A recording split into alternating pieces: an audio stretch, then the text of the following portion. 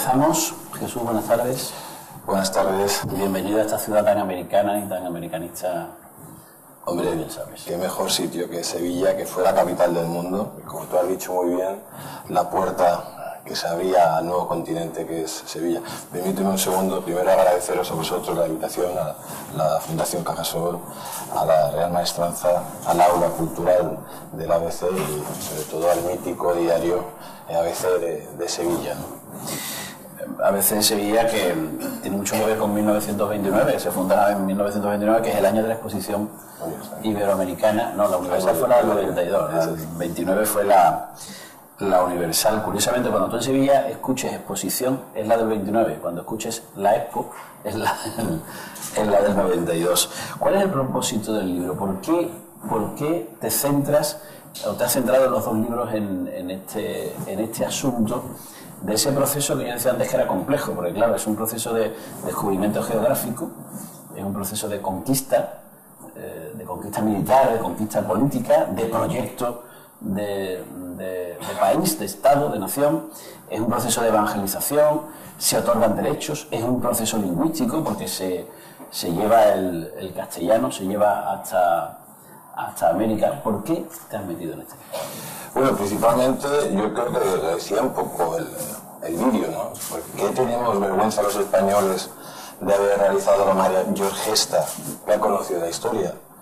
Porque es que el descubrimiento de América es la mayor hazaña que ha realizado el hombre. No fue cuando llegamos a la Luna no nos mezclamos con nadie. Sin embargo, España en 1492 realiza pues esa gran hazaña donde no solo descubre un nuevo continente, donde no solo se mezcla con otras razas, sino que además da luz a Europa, una Europa que hasta entonces era como el segundo mundo. Hay que poner en contexto que en 1453 había caído Constantinopla en manos de los turcos y estaba amenazada por los otomanos, ¿no? El descubrimiento de América cambia totalmente no solo la historia de España, sino la historia universal y la historia de Europa. Europa empieza a ser el continente dominante del mundo a partir del descubrimiento de América. Y eso lo realizamos los españoles. ¿Por qué tenemos que tener vergüenza de hacer cosas tan importantes? ¿Por qué crees que hay ahora mismo, que existe esa corriente instalada en muchos sectores de la sociedad?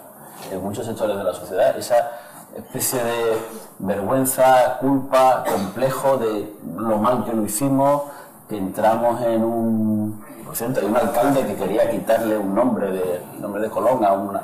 y quería ponerle el de calle de los romanos, o sea, como si los romanos pidieran permiso cuando conquistaban, ¿no? O sea, es que aquí, claro, los romanos conquistaban de forma muy pacífica, claro. ¿Por qué existe ese complejo? Bueno, principalmente...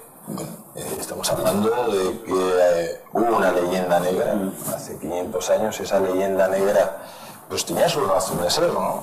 Que era un arma de propaganda que utilizaban nuestras naciones enemigas contra España, ya que no podían por lo militar, pues intentaron hacerlo por medio de la propaganda. Tiene su lógica, hay que tratar al enemigo de ponerle como lo peor. Pero lo que no se entiende es que 500 años después siga esa leyenda negra en España. Lo que no se entiende es que 500 años después en las escuelas se esté enseñando a los niños la leyenda negra, la falsa leyenda negra. Lo que no puede ser que España pues tenga en definitiva 17 sistemas educativos diferentes donde no tienen un mensaje de unión histórico. Y en definitiva lo que no puede ser es que una parte de la sociedad española dé por buena la leyenda negra. Lo cierto es que la leyenda negra, si la resumimos en tres apartados que hemos hablado antes, ¿no? Se resume que España hizo los ataques que nos hacen, sobre todo determinados historiadores y los populismos radicales unidos al indigenismo radical, se basan en tres puntos. Lo primero que dicen que hubo genocidio en América. El segundo punto, que se robó todo el oro de América y dejamos sin futuro a toda la región. Y el tercer punto, que el mestizaje se realizó por medio de las violaciones. Pues simplemente es muy fácil debatirlo. ¿Hubo genocidio en América? Nunca hubo un genocidio en América. Es la primera vez en la historia universal que un país hace leyes para proteger a los indígenas de una zona conquistada. El testamento de Isabel Católica ya consideraba a los indígenas, a los indios, súbditos de la corona. Eso es algo único que ningún otro monarca ha realizado. O por ejemplo las leyes de Burgos de 1512, esas leyes que son la base del derecho internacional y de los futuros derechos del hombre, donde prohibía la esclavitud del indígena, e incluso tenía derechos tan desarrollados y tan progresistas, pues por ejemplo como una mujer puede tener un derecho de maternidad y tenía 3 años. Incluso... ¿Cuánto tenía?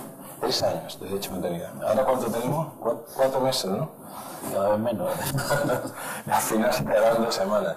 O por ejemplo las leyes de 1542, que son las leyes, que es la famosa Constitución de América, que incluso refuerza esos derechos, ¿no? Tú imagínate que los ingleses y los franceses hicieran leyes que perjudicaran a sus colonos, por ejemplo, en lo que fueron las 13 colonias. Nadie se lo imagina. España hizo leyes que perjudicó incluso los intereses de los colonos españoles. De hecho, para aplicar la ley de 1542, pues bueno, hubo una guerra fratricida e incluso se mató a un virrey. Ningún otro país realizó eso. El propio emperador paró la conquista de América hasta que no se garantizaran determinados derechos, que primero se mandara a los religiosos y posteriormente fueran los militares y la población civil. ¿Tú te imaginas a Napoleón pensando en parar la conquista de Europa y decir, pues no, ahora vamos a ver si tenemos legalidad para conquistar España o para conquistar Rusia? Vamos, en la historia universal, la legislación española y la legislación de la corona española respecto a los indígenas es única en el mundo. Por eso me fastidia enormemente que se mienta de una forma tan sórdida como mienten estos señores, que seguramente que el día 12 se cree que porque digan, lo repitan un millón de veces, va a ser verdad. Pues es mentira que hubo un genocidio en América. Otra cosa muy importante que hablamos, estamos hablando de que dicen que se robó todo el oro de América, el único oro, y aquí en Sevilla, lo sabéis muy bien, que venía, era el quinto real, que era el 20% del oro que eran los impuestos, vamos, que se pagaban a la corona. Pues para que ustedes se den cuenta si es mentira que se robó todo de América, el 80% del oro restante se quedó en Hispanoamérica. De hecho, si alguien tiene el honor de ser la nación que más ciudades ha creado en el mundo, fue España, que creó más de 1000 ciudades que son muchas de ellas patrimonio de la humanidad. Estábamos antes hablando, pues por ejemplo, México. La ciudad de México era la ciudad más rica del mundo. Llegó a tener hasta 15.000 coches de caballos, y mucho más rica que Londres, que Madrid, que la propia Roma. Y claro, ya cuando ves que dicen, bueno, nos han roto el oro. Si en un solo año México actualmente extrae más oro y plata que España en 300 años en toda Hispanoamérica. En 300 años se extrajo mucho menos oro y plata que en un solo año extrae México o Perú, que siguen siendo los mayores productores de plata y oro a nivel mundial, uno de los mayores productores. ¿Por qué tenemos que aguantar esas falacias que nos afectan como nación y como ciudadanos? Porque tenemos que aguantar que nos digan que somos genocidas.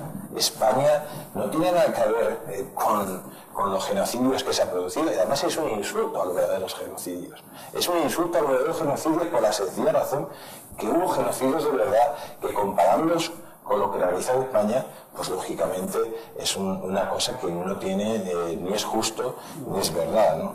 Y ya por último, lo que suelen decir los indígenas, es que vamos a oír todo esto, vais a oír el 12 de octubre. Y además, aquí tenéis algún alcalde muy cerca de allí, que seguramente le ponga un tuit diciendo todas estas cosas, y dirá que el mestizaje, lo suelen repetir, se produjo por la violación masiva de las indígenas. Pero ¿Qué violación masiva de ese Terminaba, recuerdo, el año pasado terminaba su famoso tuit con "no hay nada que celebrar". Exactamente. Están hablando de José María González, más conocido como Kichi. Exactamente. Yo creo que todo el mundo ya la conoce. Además es profesor de historia. Bueno, la verdad es que eso deja mucho... Menos mal que está en la alcaldía, si no puede enseñarle a los...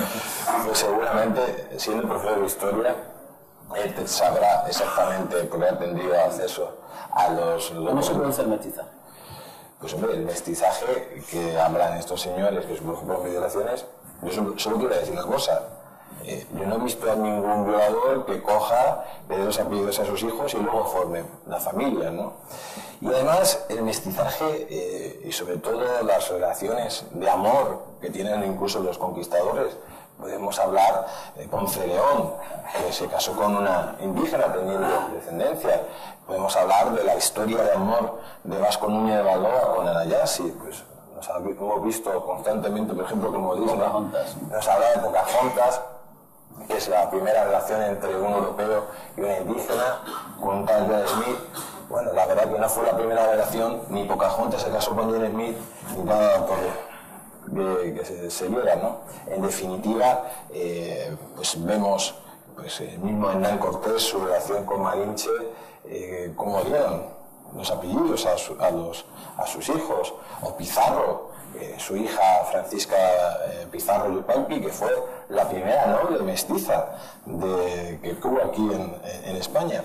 Incluso todo ese mestizaje tan espectacular, que estos señores que tanto hablan son los padres de ese mestizaje, pues los países extranjeros, los enemigos de España, lo veían como una aberración, porque en muchos países estaba prohibido casarse con indígenas, cosa que desde la corona se dio permiso, o sea, se promocionó, y además, pues yo creo que eso dice mucho, se formaron familias.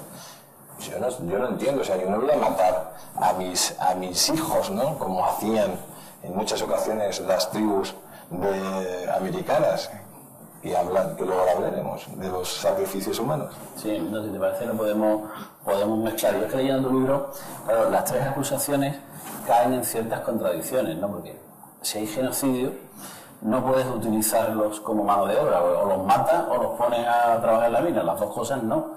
Y si hay genocidio, no puedes casarte con las indígenas para tener hijos. Es que no, o una cosa o la otra, pero las tres acusaciones a la vez se sostienen muy mal desde el punto de vista simplemente de la lógica, ¿no? Sí, lo que pasa es que son generalmente esta gente lanza un mensaje casi de niño pequeño para que cale la población. Además es muy fácil, tú lo has dicho en un solo tuit.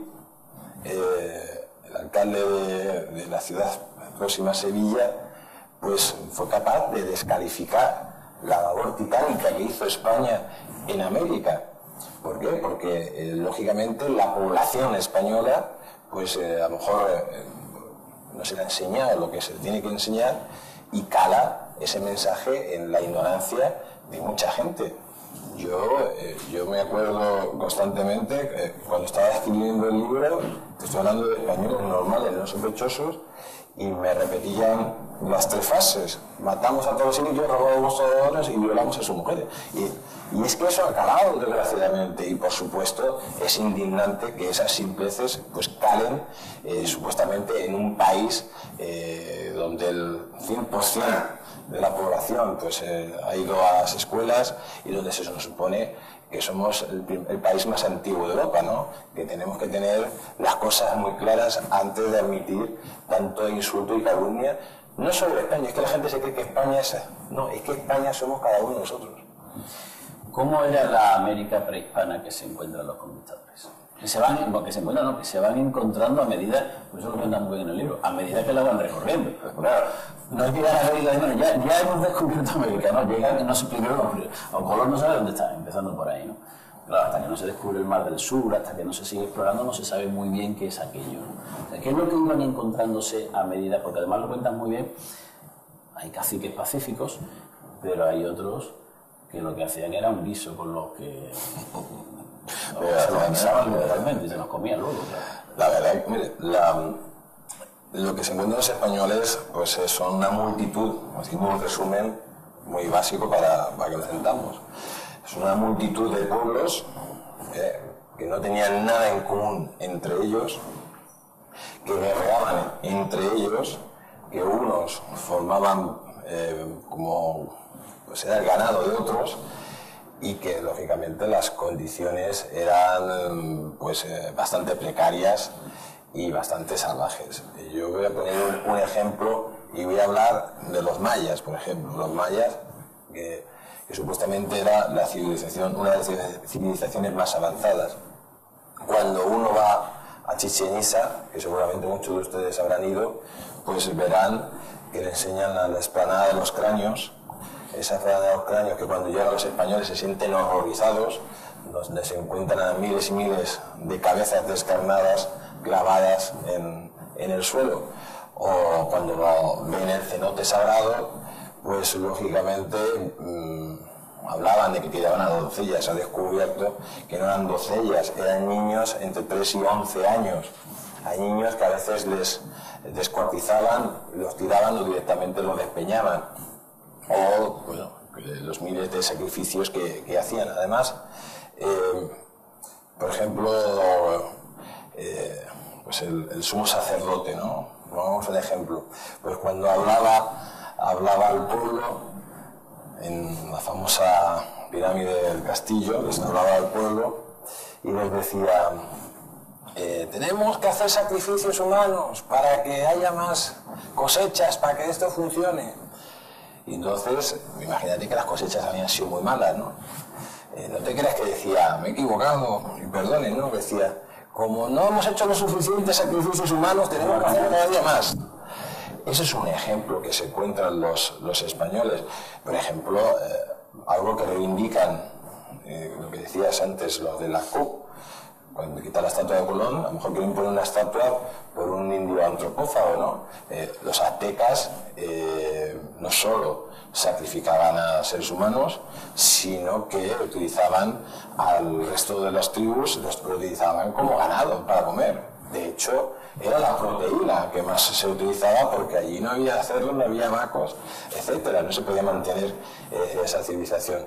Y de hecho, por ejemplo, cuando cogían y hacían un sacrificio humano, el cuerpo de la víctima se lo daban a la familia, pero no a la familia del muerto, sino a la familia del que había capturado al indio de turno, ¿no? Hablan incluso fuentes indigenistas que se podría sacrificar y matar 250.000 personas al año. Incluso está demostrado que si no hubieran parado con esas matanzas, si no hubieran llegado los españoles y no se hubieran parado con esas matanzas, pues hubiera colapsado la población azteca, porque era pues una auténtica sangría, un auténtico horror. Y eso sí que fue un holocausto. Y eso sí que fue. Se mató, esas eran tribus muy sangrientas, caníbales, y estamos hablando que la mayoría de las poblaciones eran caníbales y hacían sacrificios humanos.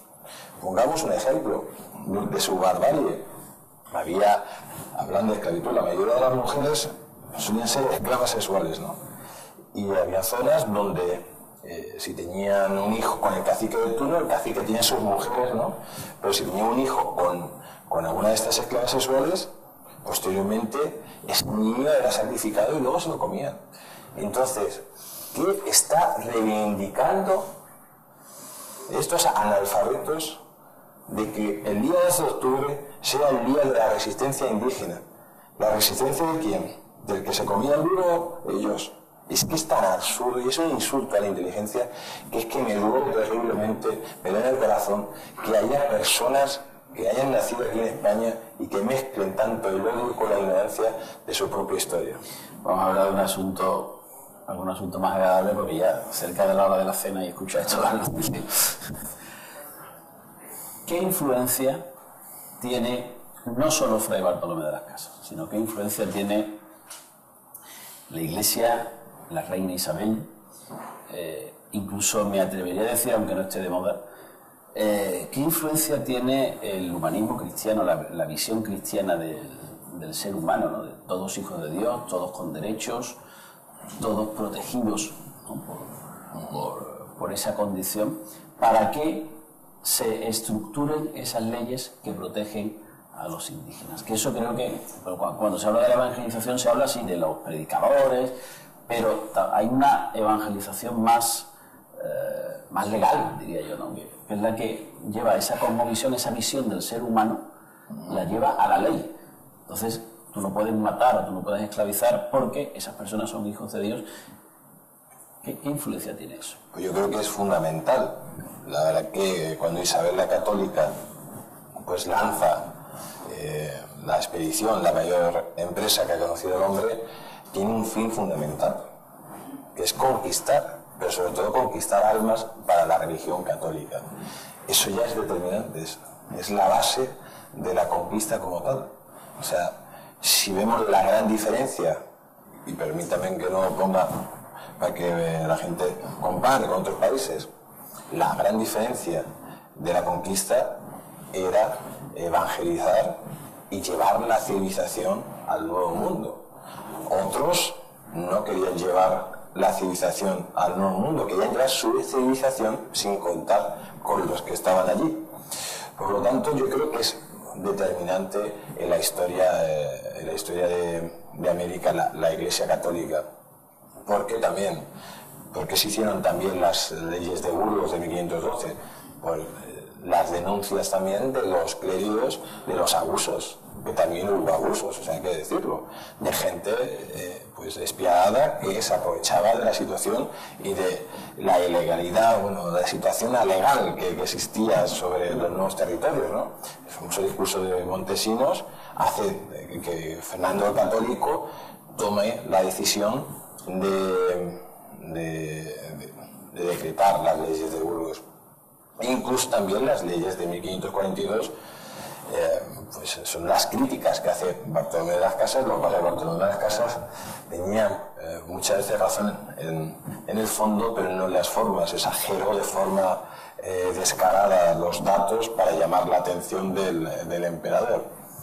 Y bueno, de hecho, muchos historiadores que toman su libro como referencia, pues lógicamente no tienen ninguna argumentación histórica y todo se exageró de forma malintencionada. Pero bueno, fueron la Iglesia lo que llevó la civilización verdaderamente a América, fueron la Iglesia lo que construyeron los primeros colegios para los indígenas en 1524, fueron los religiosos los que llevaron las escuelas, como hemos dicho, las misiones, ellos fueron las universidades. Incluso si hoy en día se conservan las lenguas nativas, fueron porque los mismos religiosos traducían esas lenguas y gracias a esos libros que tradujeron esas lenguas se ha ido conservando. Yo creo que es fundamental el mensaje de humanidad, el mensaje de considerar en aquella época a todos como hijos de Dios sin diferencias de raza. Yo creo que es algo único. Otras religiones en ningún momento lo vieron así. De hecho, desgraciadamente, si vamos a los Estados Unidos, veremos unos señores que van con vestidos de blanco que basan su pensamiento en la supremacía del hombre blanco y además con una referencia religiosa que les viene de los famosos peregrinos que llegaron a las 13 colonias, cosa totalmente diferente. En España la Iglesia Católica vio bien los matrimonios mestizos, otras iglesias no veían bien esos matrimonios, lo veían como una aberración. La verdad que con sus pros y con sus contras, como siempre decimos, yo creo que es determinante. Aparte, estamos hablando de la fundación de escuelas, de universidades, de llevar la civilización, de llevar la cultura y también de fundar muchísimas ciudades, ¿no? Porque también fueron fundadores de ciudades, incluso ahora estamos hablando de ciudades, las más grandes metrópolis que existen sobre la faz de la Tierra. Vamos a hacer, como tú haces en el libro, también un recorrido por algunos de los conquistadores. Brevemente una pincelada de cada uno de cómo se podría caracterizar brevemente, por ejemplo, uno que tuvo también relación con Sevilla. Su viuda terminó sus días en el convento de Madre de Dios, que está muy cerquita de aquí, ahí está enterrada. Hernán Cortés.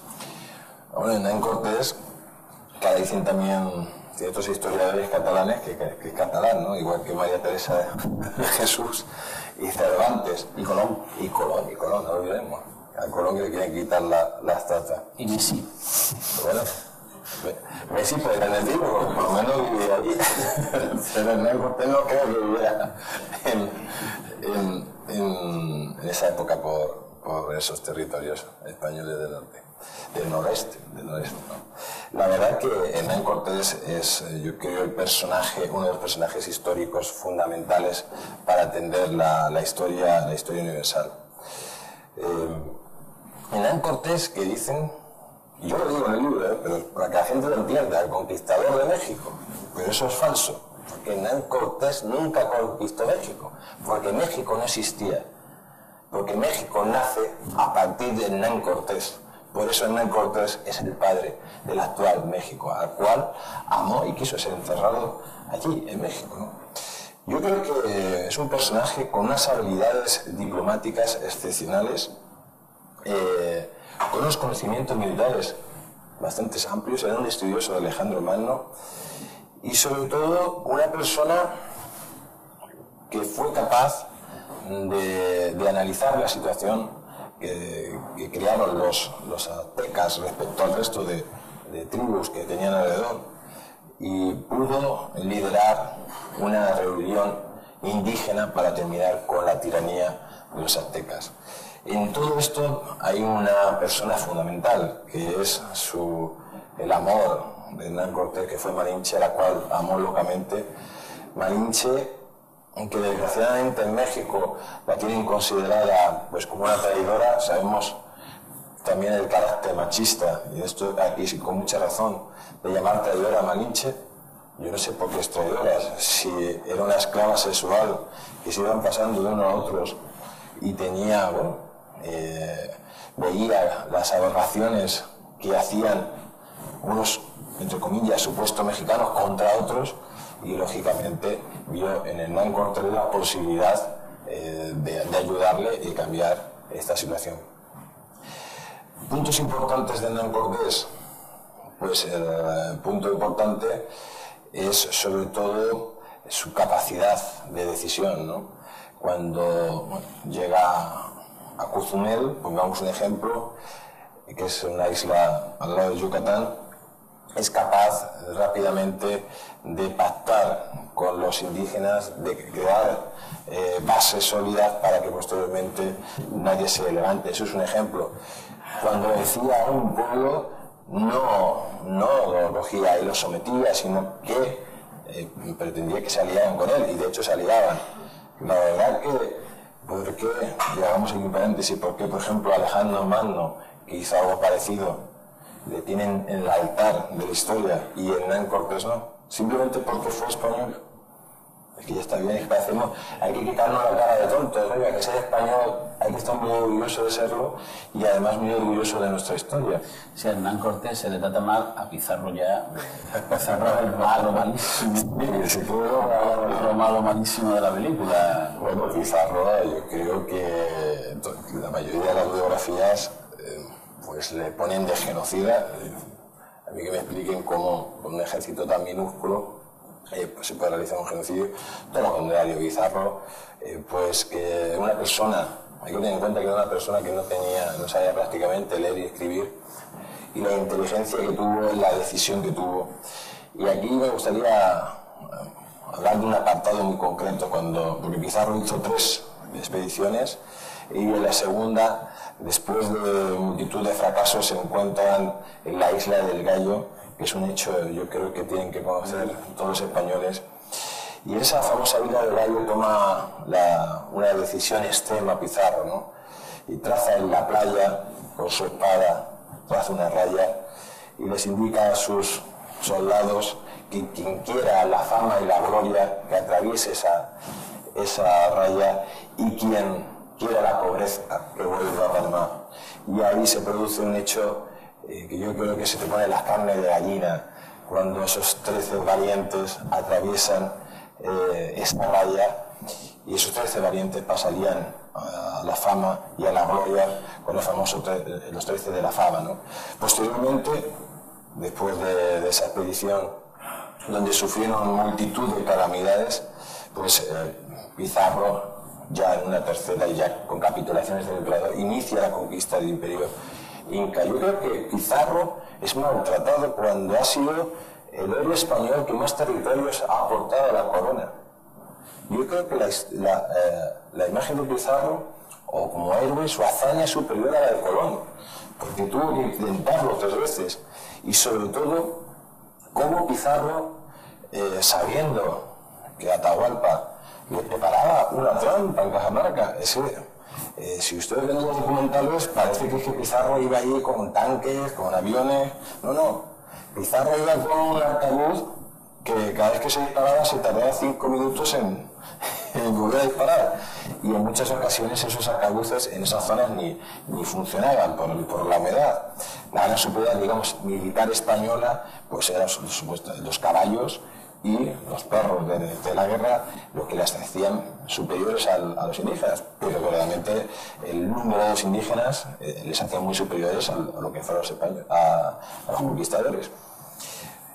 Atahualpa, esto es una anécdota muy importante, le convoca a Pizarro en Cajamarca con la intención de matar a todos. De hecho, está demostrado cuando manda un espía antes de que llegaran allí, un orejón, se llamaba orejón porque tenían grandes anillos, y descubren que es una persona de la nobleza, le descubren y pues le tratan como un embajador de Atahualpa. Este orejón pues tenía claro una cosa muy importante, ¿no? Que Atahualpa le había dicho que estudiara los caballos, porque el emperador inca tenía previsto matar a todos los españoles y dejar solo a 3.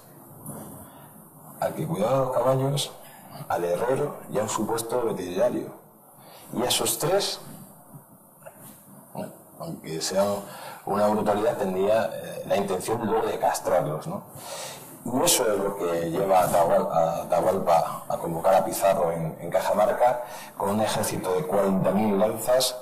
En ningún momento pensaba que iba a perder ante ese ejército tan minúsculo, pero en una acción de nuevo que yo creo que se junta determinación, valentía e inteligencia. Pizarro da un golpe de mano espectacular y toma preso a Atahualpa, y dicen los escritos que cuando le toma preso le coge el brazo y dice Santiago, ¿no? No viene el mito de que mató a Atahualpa. Bueno, la verdad que fue acusado de matar a su hermano, a Huáscar, de matar a toda la familia de Huáscar, a las mujeres, a los hijos, a todo lo que tuviera relación con su hermano.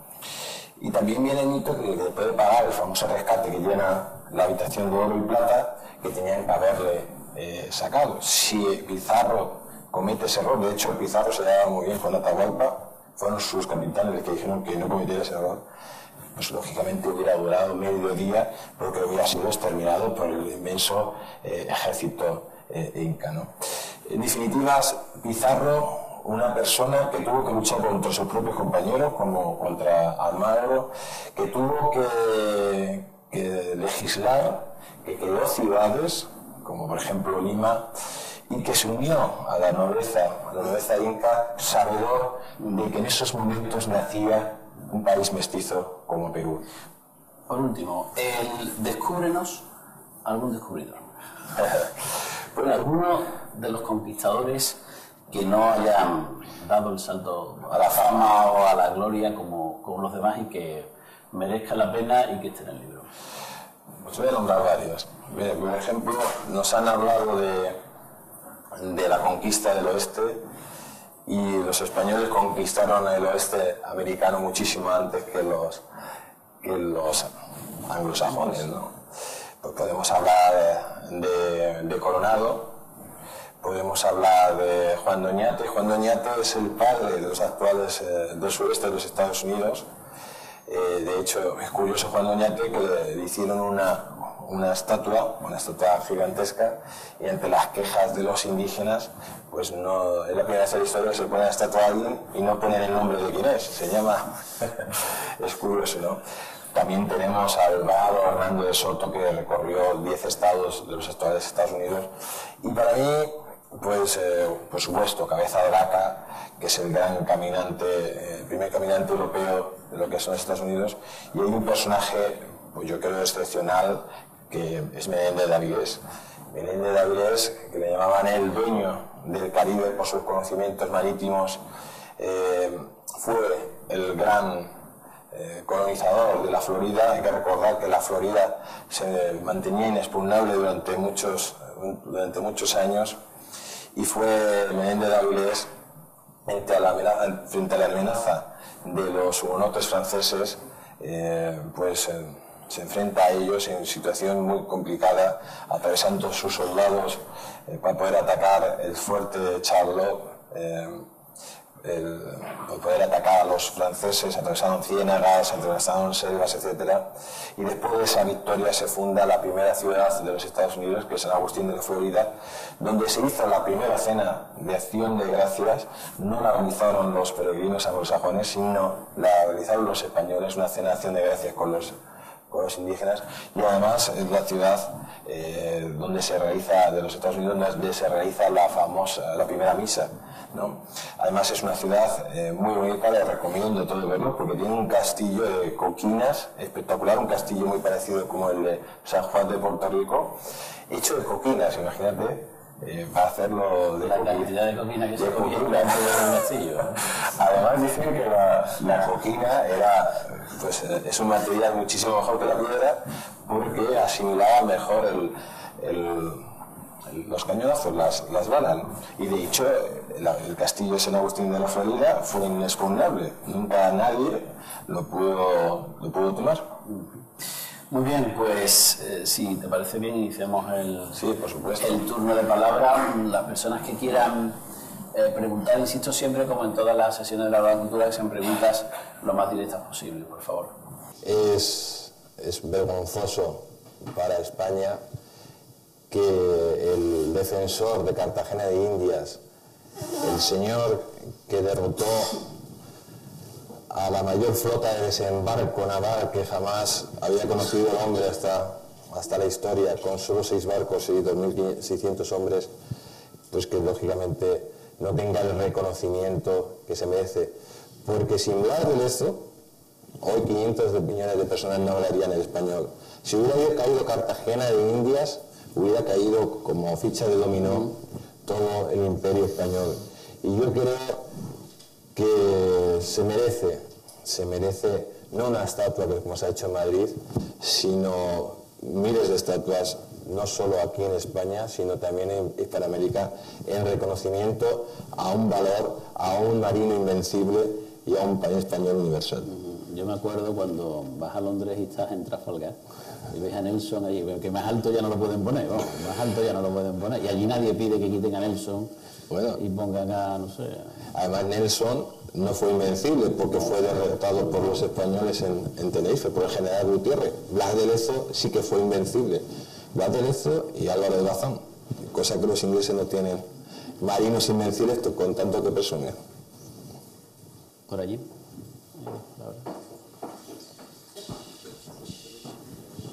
Echar un poquito. Me queda un poco. A ver. Bueno, pues Jesús, un placer tenerte otra vez aquí en Sevilla, parece que no se corta, ¿no?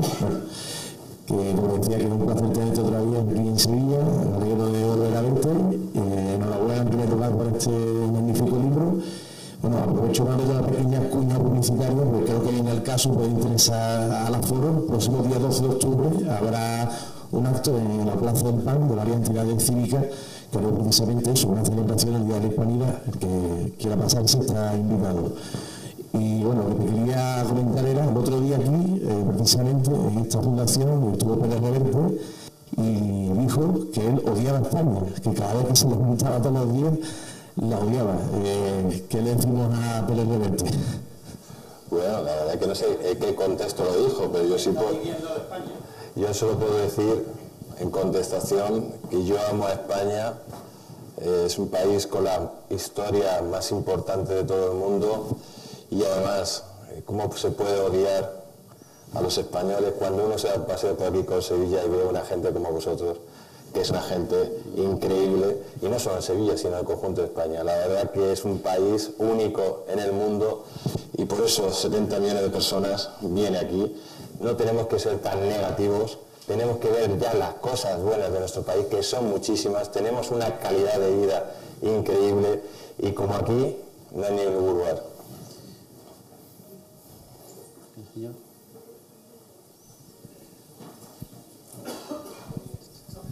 ¿Qué hay? Buenas noches. Buenas noches.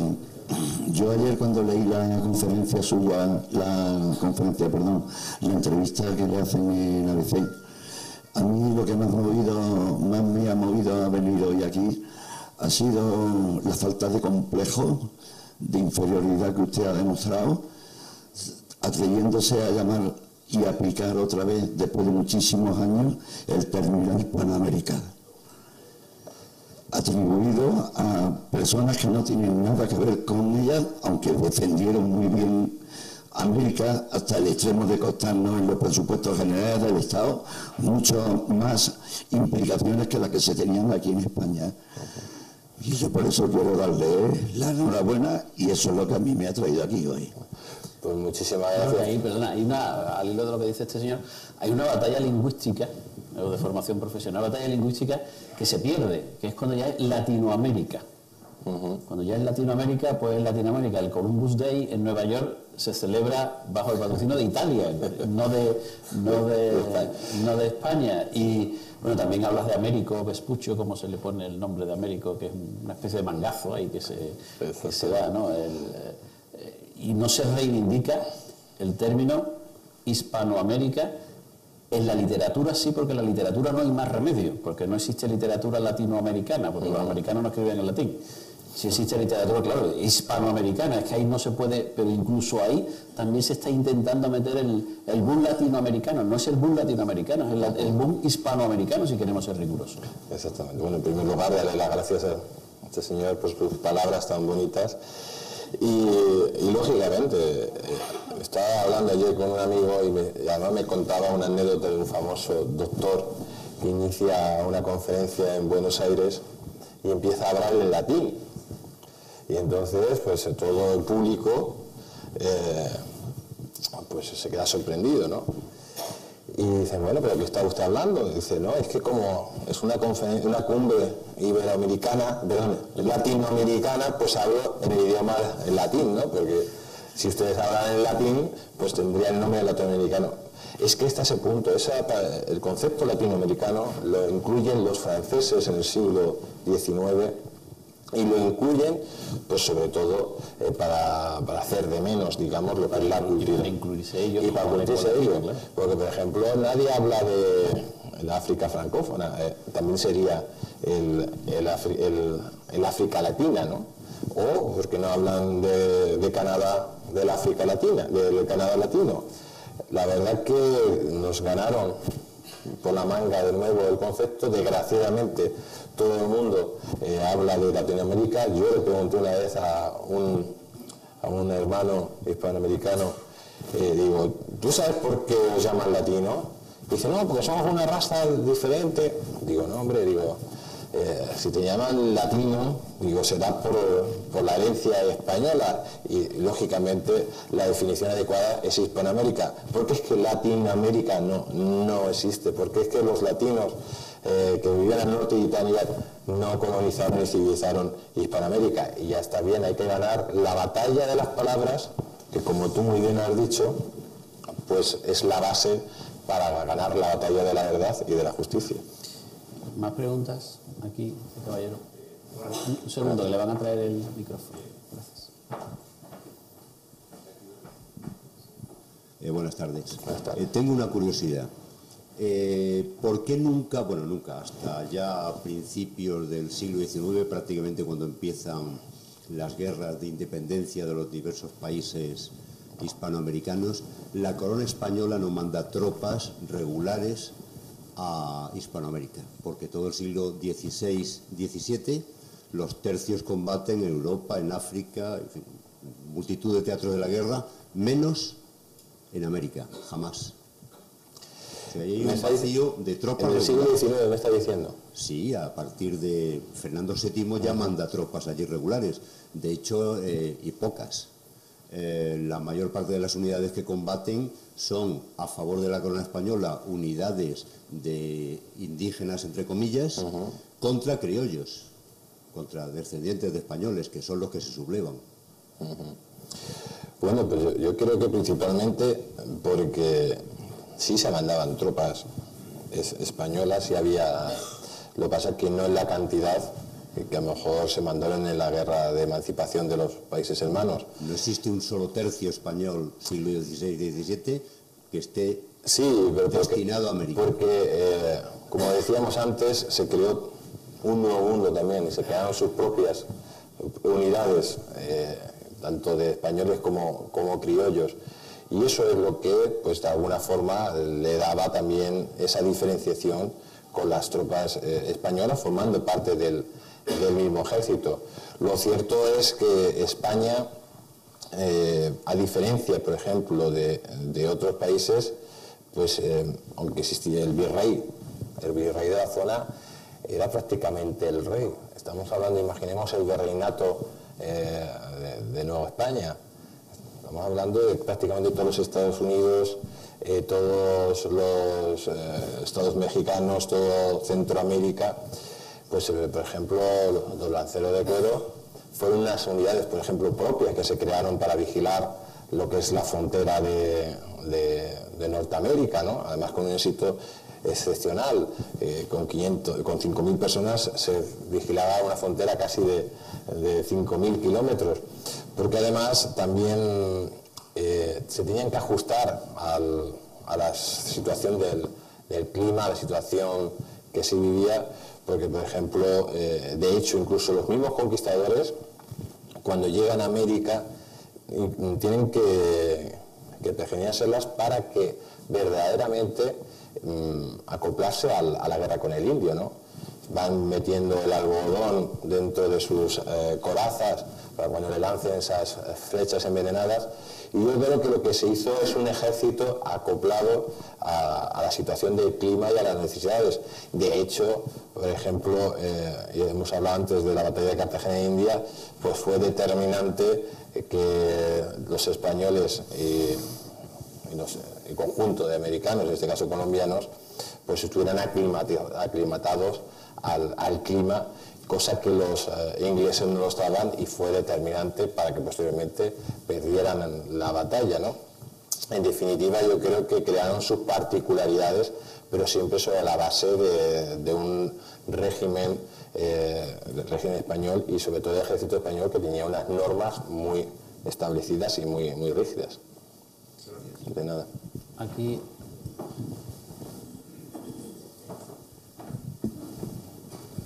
Y es que yo creo que con respecto a lo que ha dicho este señor, la invasión de Napoleón en España fue la que propició prácticamente la independencia de muchos países americanos. No que se independizaran porque Napoleón estaba aquí, sino que anticipó, porque las colonias perdieron la conexión totalmente con España desde el punto de vista de legislación, desde el punto de vista que no podían enviar tropas, y eso influyó, yo creo que bastante, por lo que yo he leído, en que se anticipara la independencia de esos países.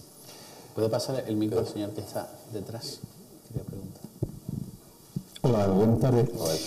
Mire, le voy a hacer una pregunta muy concreta, pero antes sí me gustaría aclarar, porque yo estuve presente en la charla que dio el otro día Pérez Reverte, y quiero contextualizar un poco lo que dijo. Es cierto que dijo eso de que se levantaba y odiaba a España, pero entiendo que lo dijo en el sentido de una serie de valores como los que ahora estamos viendo. Es decir, él odiaba a España, por ejemplo, por el complejo de inferioridad que estamos teniendo nosotros a la hora de revelarnos, por ejemplo, con esta leyenda negra.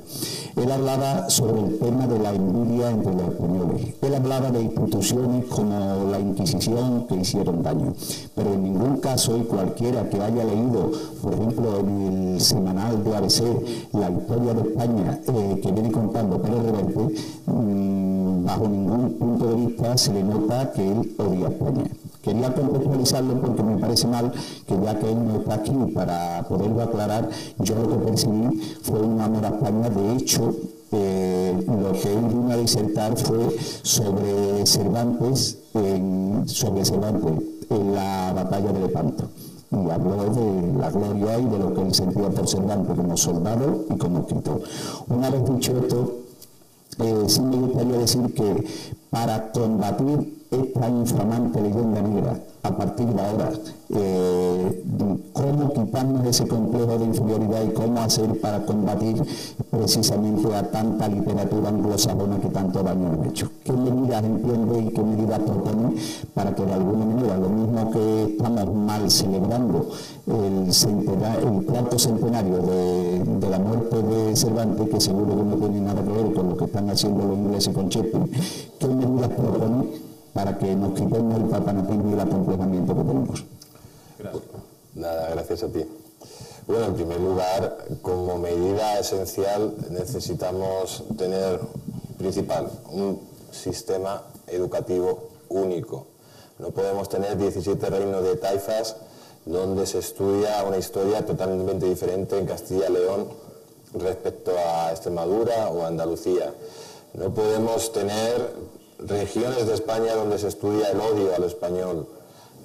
No podemos tener en las universidades no se puede estudiar determinadas cosas, no se puede hacer tesis de determinadas cosas.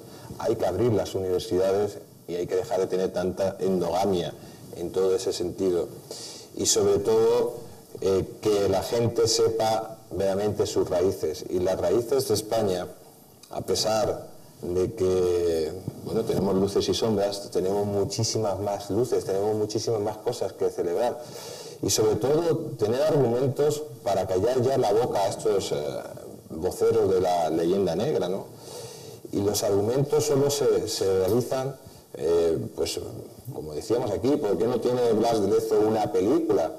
¿O por qué no se hace una película de Hernán Cortés? Yo vi recientemente la serie del emperador Carlos V en televisión española, y si ven la figura de Hernán Cortés le saca casi como un psicópata.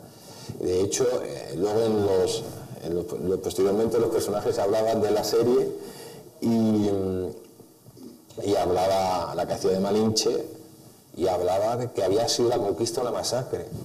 Siempre se ha dicho, la conquista, la dolorosa conquista, la masacre.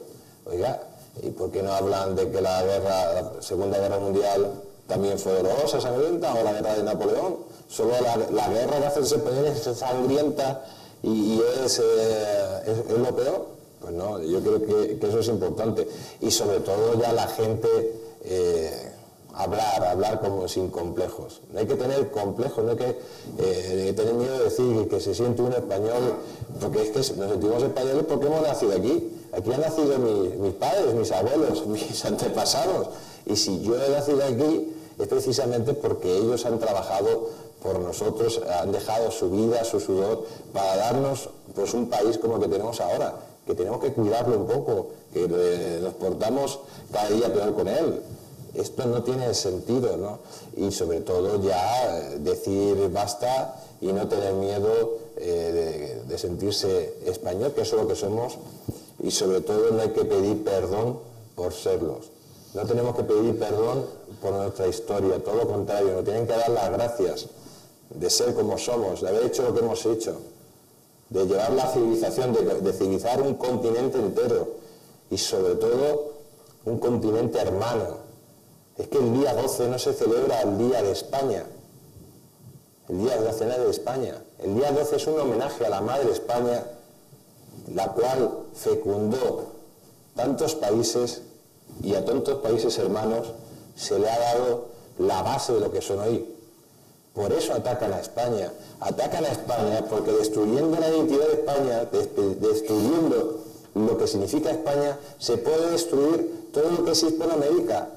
¿Y quiénes son los que atacan a España? Sobre todo, hemos hablado de los anglosajones y la historiografía universal. Los holandeses también. Bueno, los holandeses, pero ahora ¿quién está atacando constantemente la identidad de España, las raíces, la cultura? ¿Quién quiere terminar con lo que somos?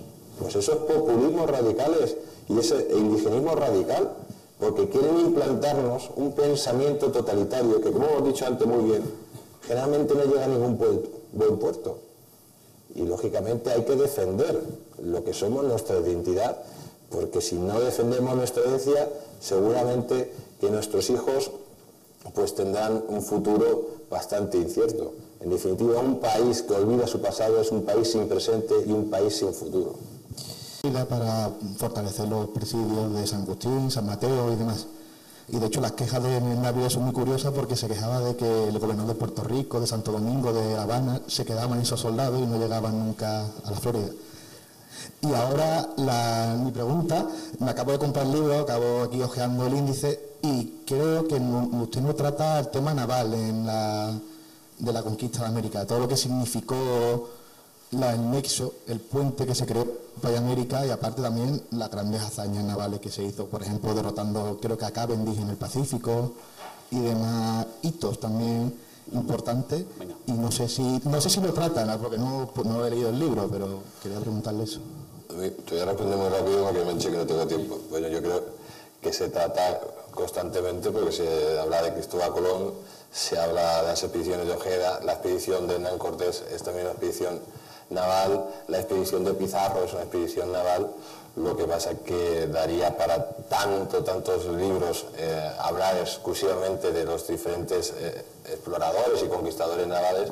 De hecho, por ejemplo, se habla de Alarcón explícitamente, que fue el gran descubridor del río, del Golfo del Río Colorado.